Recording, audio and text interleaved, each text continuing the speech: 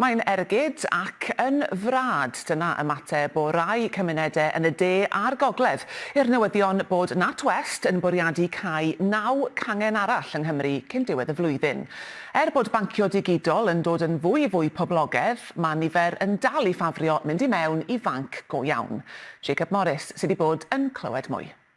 Y stryd fawr yn stryd o fanciau, ond yng Nghastell-nedd fe fydd un yn llai yma, gyda changen NatWest I gau fan hyn yn yr hydre. Na rwy'n ddim yn gweld yna, so'r gŵr sy'n neud y banco I gyd, ond byddwn ni fel arfer yn mynd i'r banc efallai os o'n i moyn cymryd arian I ffwrdd, ond os nag os i'n yma nawr, so'n gwybod beth i'n mynd I wneud. Y Marks and Spencers wedi cael yma, Mae'r farchnad yn hanner llawn am y hwn I gyd, mae'r trin ddyrwystod. Mae pobl hen, really, maen nhw'n rely ar banc a lot mwy na, ac maen nhw ddim yn deall popeth ar-lein. Where are we going to go?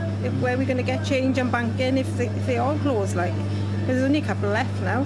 Nath Barclays gau fan hyn y llynedd. Fi wedi siarad â Banc Santander y bore yma. Maen nhw'n gobeithio gosod mwy o beiriannau yn I siopau o'r haf hwn ymlaen I brosesu gwsmeriaid.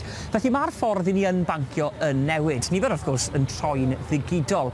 Ond gyda'r gangen yma NatWest yn cau fan hyn yng Nghastell-nedd ac ar draws Cymru, mae nifer o bobl a busnesau yn poeni. Dwi'n meddwl bod pobl yn gweld hyn fel rhyw fath o frad mewn gwirionedd a dyle'r banciau mawr yma sy'n neud siwr gymaint o elw wasanaethu'r cymunedau yma sydd wedi bod yn gwsmeriaid ffyddlon iddyn nhw. Mae yna hefyd bobl sydd moyn trafod arian parod, mae fe'n bwysig iddyn nhw.